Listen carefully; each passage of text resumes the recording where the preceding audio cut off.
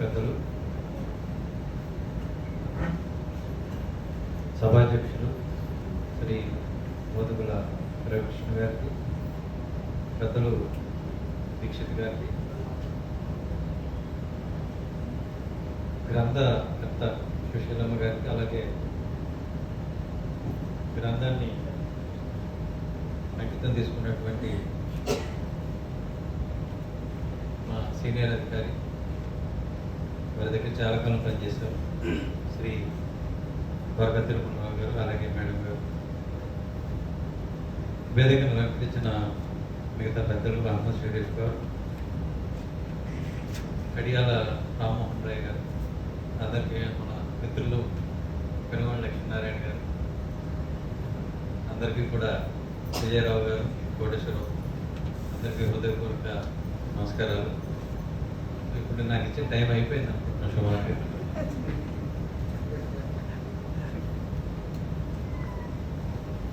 ముందుగా ఈ సురక్ష గొడవ ఒకటి మాట్లాడేసి ఆ తర్వాత కవిత్వం గురించి 2 నిమిషాలు మాట్లాడి ముగిస్తాను.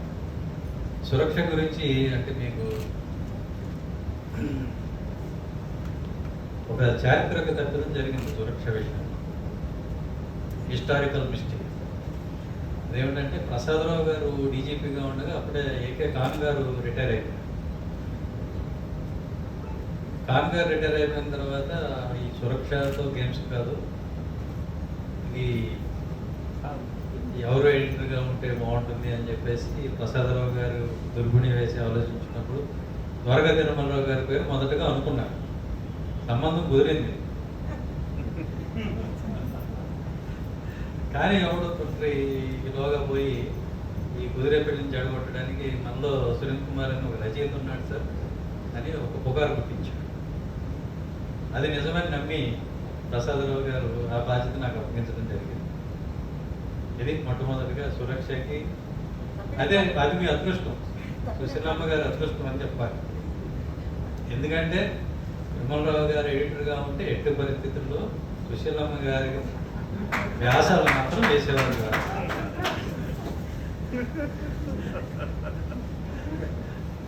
అబ్బాయి విమర్శలు వస్తే ఏమని అనుకుంటారు అని చెప్పేసి మనకు అలాంటి భయాలు లేవు కాబట్టి నిర్భయంగా మనం వేసేసుకున్నాం. అప్పటికి నిర్భయానికి కూడా రాలేదు.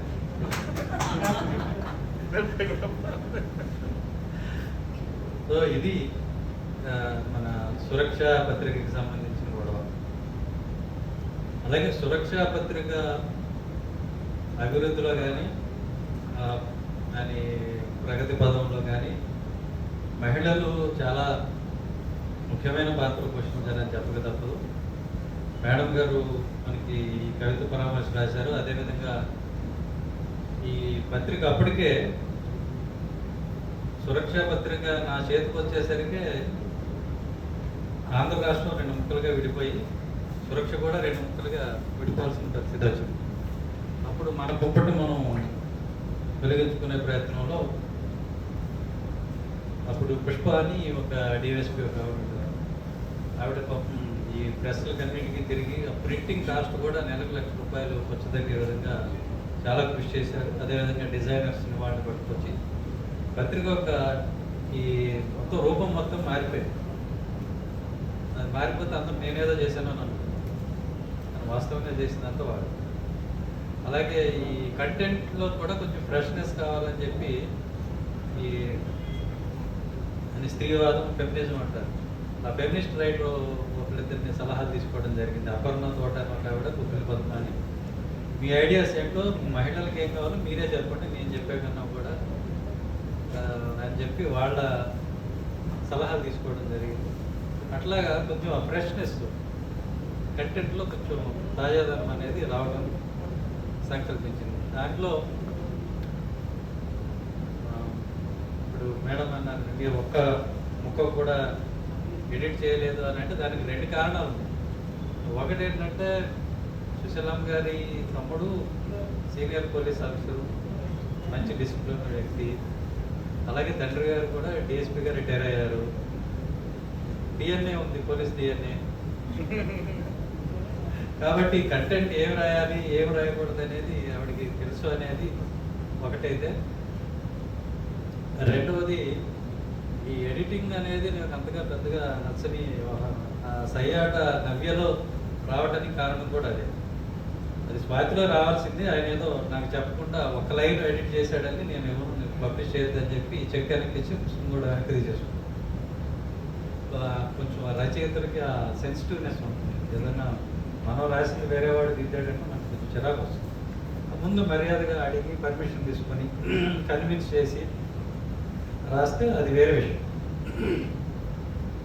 అట్లా చేయకుండా ఆటోక్రాటిక్గా చేయకూడదు. అంటే రచయితలకి గౌరవం ఇవ్వాలి.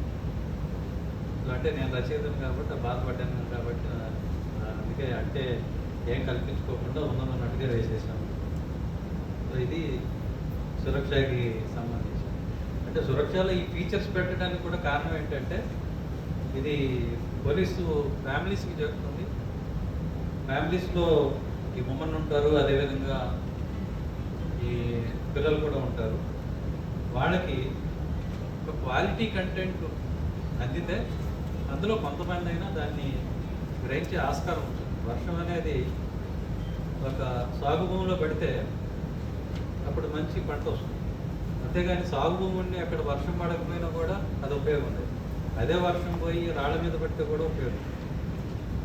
అట్లాగా దాన్ని గ్రహించగలిగే వాళ్ళు కొంతమంది అయినా ఉంటారు. అది ఉపయోగపడుతుంది అనే ఉద్దేశంతో మనం వేయడం జరిగింది. అలాగే మనం చదివేదాన్ని బట్టి మన సంస్కారం కానీ మన ప్రవర్తన కానీ ఇవన్నీ కూడా ఈ మేధో వికాసం కానీ ఇవన్నీ కూడా ఉంటాయి. ఎలాగో ఇది పోలీస్ పత్రిక అని ఆల్రెడీ అన్నారు కాబట్టి, పోలీస్ జాగిలం అన్నట్టుగా పోలీస్ పత్రిక అని ఆల్రెడీ అనేసారు కాబట్టి ఖచ్చితంగా సురక్ష ఉన్న కొన్ని లిమిటేషన్స్ ఉంటాయి మనకు. ఎందుకంటే ఆ మిగతా పేజీలన్నింటిలో కూడా నేర పరిశోధనలో మా వీర పనితనం ఎలా ఉందో మనం చెప్పుకోక తప్పదు. పత్రిక వేసేదే దానికోసం. సబ్స్క్రైబర్స్ వాళ్ళే, ఎవరు డబ్బులు కడతారో వాళ్ళ గురించే రాయాలి, వేరే వాళ్ళ గురించి ఎట్లా రాస్తారు. అదే మధ్యలో కొన్ని పేజీలు మాత్రం ఆ ఫ్యామిలీస్ కోసం కాబట్టి అది ఓపెన్ స్పేస్ లాగా పెట్టి ఒక మంచి కథ మన పెనుగొండ లక్ష్మీనారాయణ గారు సాహిత్య విమర్శకుడు, ఆయన చదివిన వాటిలోంచి మంచి కథలు ఈ పత్రిక పాలసీ ప్రకారం తీసుకొని ఆ పరిచయం చేయడం. అట్లా చాలా మంచి కథలు నేను కూడా మిస్ అయినవన్నీ కూడా చదివే అవకాశం నాకు కూడా కలిగింది. పోతే ఈ రీడర్స్కి అందరికీ కూడా ఎక్కడెక్కడో మరుగున పడిపోయినా తెలియని మంచి కవిత్వం చదివేటటువంటి ఒక అవకాశం వచ్చింది. ఇప్పుడు ఈ పుస్తక రూపంలో రావడం వల్ల అందరికీ కూడా ఒక సెలెక్టెడ్ మంచి పోయట్రీ, మంచి కవిత్వాన్ని పరిచయం చేసుకునే అవకాశం కలిగింది. కవిత్వం అనేది ఏమవుతుందంటే ఒకసారి అది అందరికీ గొప్పన అర్థం కావచ్చు, కాకపోవచ్చు. ఎందుకంటే కొంత మార్మికంగా ఉంది. అందరికీ తెలిసి ఇది ఇందులో నారికేళ పాకం అని, కదలీ పాకం అని, ద్రాక్ష పాకం అని, ఇలాగా ఇవన్నీ కూడా ఉన్నాయి. సో ఆ కవిత దేంట్లో ఉంటుందో తెలియదు. అది ద్రాక్ష పాకం అయినా కూడా అందరికీ అది అర్థం అవ్వాలని ఏం లేదు.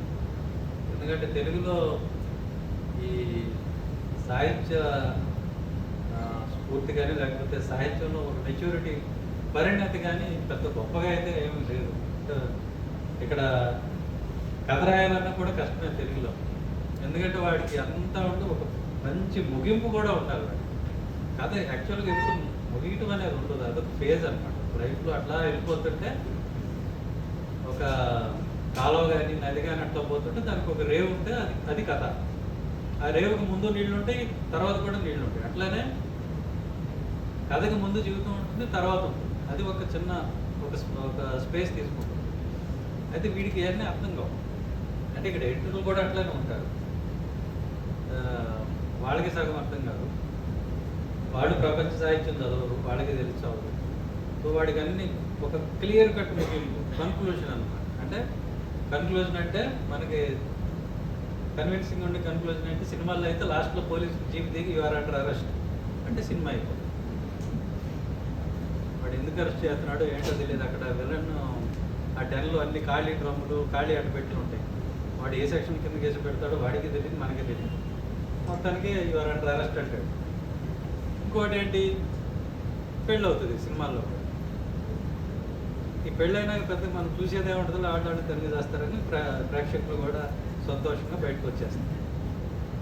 ప్రారంభం నవల్లో రాశారు, ప్రేమలన్నీ కూడా పెళ్ళిళ్ళ దాకా వచ్చి పెంటైపోకుండా కొన్ని గొప్పగా ఉన్నాయి కాబట్టి లైలా మజను అనార్కలి అట్లా ఎన్ని వచ్చినాయి అని రాస్తూ దాంట్లో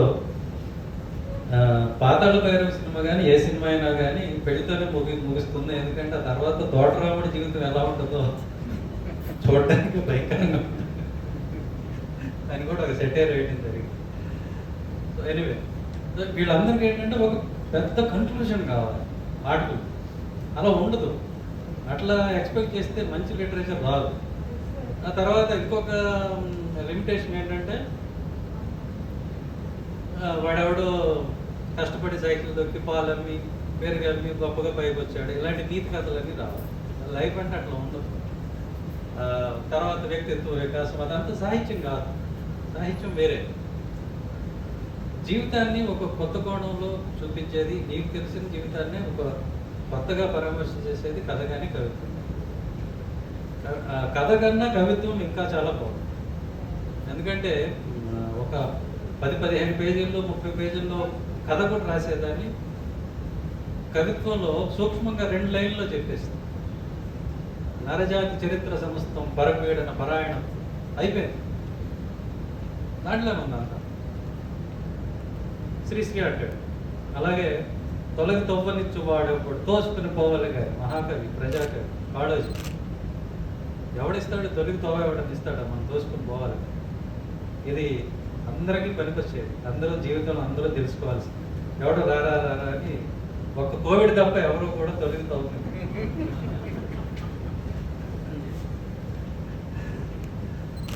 సో అట్లా క్లుప్తంగా క్యాప్సులైజ్ చేసి జీవితం మొత్తాన్ని కండెన్స్ చేసి ఒక థిక్ ఫామ్లో ఒక ఫిలసాఫికల్గా చెప్తారు. దాన్ని అర్థం చేసుకోవాలంటే కొంచెం ఇది కావాలి. అట్లానే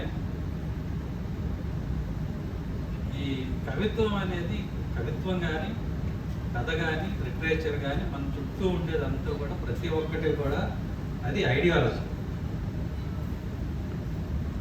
అంటే వాళ్ళు తెలిసి కానీ తెలియక కానీ ఒక ఐడియాలజీని, ఒక భావజాలాన్ని వాళ్ళు ప్రచారం చేస్తూ ఉంటారు. రచయితలు కానీ కవులు కానీ ఎవరైనా సరే. మీరు మాట్లాడుతున్నారు అని అంటే మీరు మాట్లాడే మాట కనుక మీకు తెలియకుండానే ఒక భావజాలం ఉంటుంది, ఒక ఐడియాలజీ ఉంటుంది.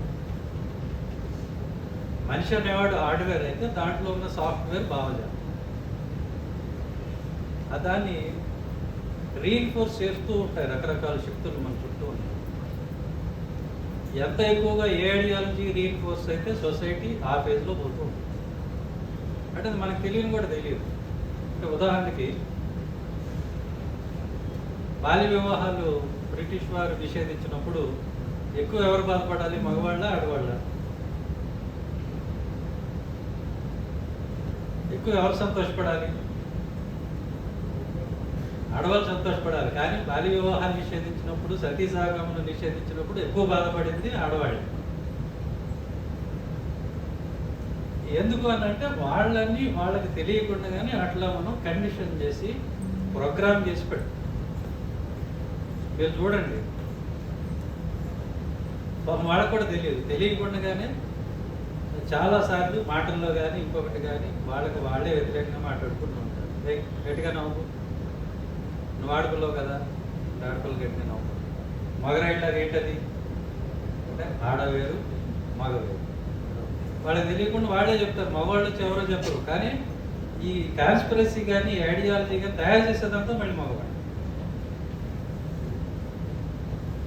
ఎందుకంటే ప్రచార సాధనం, ప్రసార సాధనం, లేకపోతే ఈ ప్రవచనాలు చెప్పేది, రాసేది, పూసేది, మేసేది అన్నీ మగవాడి.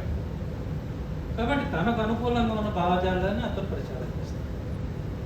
పెట్టుబడిదారుడు తనకు అనుకూలంగా ఉన్న భావజాలాన్ని ప్రచారం చేస్తాడు. అలాగే కవులు రచయితలు కూడా రెండు రకాలు. ఒకటి ప్రజల పక్షంలో పోరాడేవాళ్ళు, రెండు ఈ దోపిడీదారులు అనండి, లేకపోతే ఇంకొకటి అనండి, వ్యవస్థని ప్రొటెక్ట్ చేస్తూ ఉన్నది ఉన్నట్టుగా ఉండాలి, ఏమి మారకూడదు అని ప్రచారం చేసేవాళ్ళు ఒకరు. వ్యవస్థ మీద తిరగబడి ఉన్నది కరెక్ట్గా లేదు, ఇది ప్రజలు బాగుండాలి అనే కవులు ప్రజాస్వామ్యం వచ్చిన తర్వాత వచ్చారు. మేము వాళ్ళందరి కవితలు వేయలేం, కానీ మా పత్రికలో గొప్ప కవులు అంటే కేజీ సత్యమూర్తి, అలాగే కలేపూరి ప్రసాద్.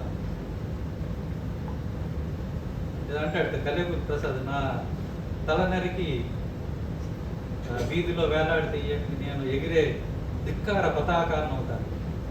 అది కవిత్వం, అది ప్రజల పక్షాన నిలబడి. దీంట్లో కూడా ఒక దాంట్లో వచ్చేసింది దేవిప్రియ కవిత్వంలో, కారంచేడులు ఒక కత్తుల్ని నీ నీళ్లలో గడిగారమ్మ కృష్ణమ్మ అని చెప్పి ఒక మాట వచ్చేసింది తెలియకుండానే. సో ప్రజల పక్షాన రాసే కవులు ఈ మధ్యన వస్తున్నారు. ఇంతకుముందు ఉన్న వాళ్ళు అందరూ వాడు గొప్ప కవులే కాదని ఏమన్నా, కానీ వాడు ఏం రాస్తాడు, రాజుగారిని పొగుడుతూ రాస్తాడు. రాజరాజ నరేంద్రుడు రాజ్యం ఎంతంటే రాజమండ్రి, ఆడు ఏలూరు తక్కువ లేదు, ఏలూరులో ఏలాపురి రాజ్యం, అటుపోతే కళింగ రాజులు, ఈస్ట్ గోదావరి కలెక్టర్ ఉన్నంత రాజ్యం ఉంటుంది. ఆయన్ని రాజరాజు పెద్ద రాజ్యం పాలిస్తున్నాడు, వీడంత గొప్పవాడు లేడు అని రాసేస్తాడు ఆయన.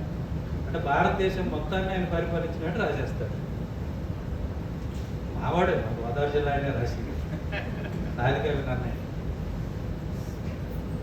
గొప్పవాళ్ళందరూ గోదావరిలో పుడతారని మా పిల్లవాడిని అంటాడు. ఇదేలేండి మీ బాధ.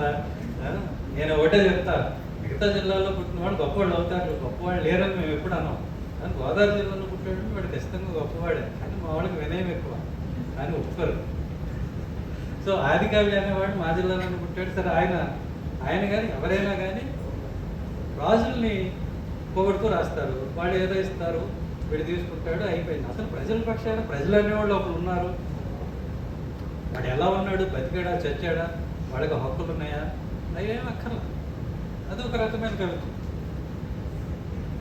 రాజులు ఇచ్చేవి నేను ముట్టను, వాడు తుచ్చులు, రాజులు తుచ్చులు, ఇంకేదైనా వాడిని విపరీతంగా తిట్టేశాడు ఆయన. ఎవరు? బెమ్మరపోతాను గారు, తెలంగాణ గారు. ఆయన కేసీఆర్ గారి పూని ఆయన్ని తిట్టించాడు. సరే అంత తిట్టినా కూడా ఆయన ఏమి ప్రజల తరపునే ఉన్నాడు. ఆయన దేవుడి కోసం రాసుకున్నాడు. దేవుడు బాగుండాలి అంతే, ప్రజలు ఎట్లా చేసినా బాగుంటుంది. ఇవన్నీ కూడా ఏంటంటే బేసిక్ అది పోతన గారి తప్పు కాదు, లేకపోతే అలసాని గారి తప్పు కాదు, లేకపోతే ఆయన నన్నయ్య గారి తప్పు కాదు. అది ఒక ఐడియాలజీ డ్రివెన్. ఐడియాలజీ అనేది ఎట్లయితే అందరినీ సాఫ్ట్వేర్ అనేది ఆ రోజుల్లో ఉన్న సాఫ్ట్వేర్ అది. సో దాని ప్రకారం మనుషులు నడుస్తూ ఉంటారు. అలాగే చివరిగా ఒక్కసారి మనం కనుక ఆలోచించినట్లయితే, నేను భయానందంలో కథలో రాసి, ఈ భూమి మీద ఉన్న అతి దుర్మార్గమైన జంతువు ఏదైనా, ప్రమాదకరమైన జంతువు ఏదైనా ఉందంటే అది మనిషి. అంటే భూమి మీద అందరికీ హక్కు ఉంది, సింహానికి హక్కు ఉంది, చీమలకు హక్కు ఉంది, పాములకు హక్కు ఉంది, అన్ని వృక్షాలకి. ఈ ప్లానెట్ అనేది అందరికీ చెందింది.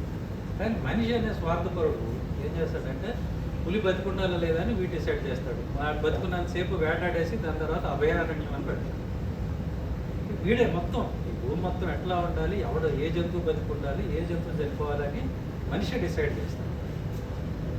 ఇట్లా డిసైడ్ చేసి మొత్తం మీద ఏకఛత్రాధిపత్యం సంపాదించిన తర్వాత మనిషి మళ్ళీ తనని తాను దోపిడీ చేసుకోవడం మొదలుపెట్టాడు. ఆ క్రమంలో ఫస్ట్ జెండర్, దాని తర్వాత రేస్, దాని తర్వాత క్యాస్ట్, దాని తర్వాత క్రీడ్, ఇలా ఏదో ఒక బేసిస్ మీద ప్రతి మనిషి ఇంకొక మనిషి మీద ఒక బేసిస్ తోటి దోపిడీ చేయాలని, పెత్తనం సాగించాలని చూస్తాం.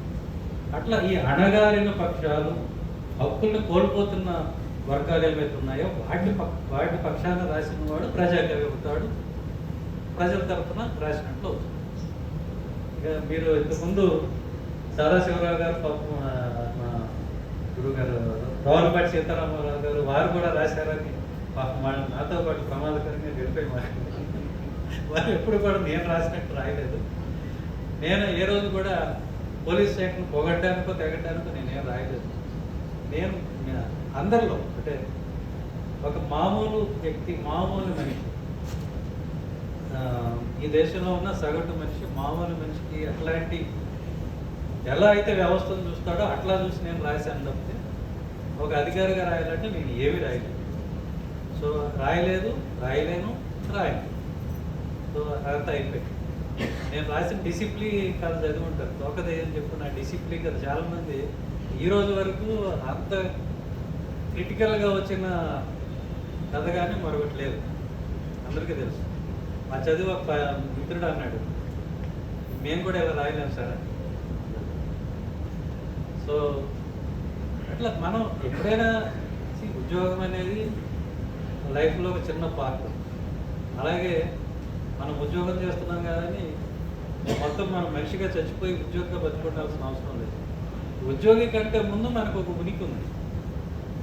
నేనేమి పోలీస్ శాఖలోకి వచ్చి మనం ఏ రాసిన ఎవడో ఒకటి వేస్తాడని నేను రచయితను కాదా, నేను ముందే రచయితని, తర్వాత పోలీస్ డిపార్ట్మెంట్లోకి వచ్చాను.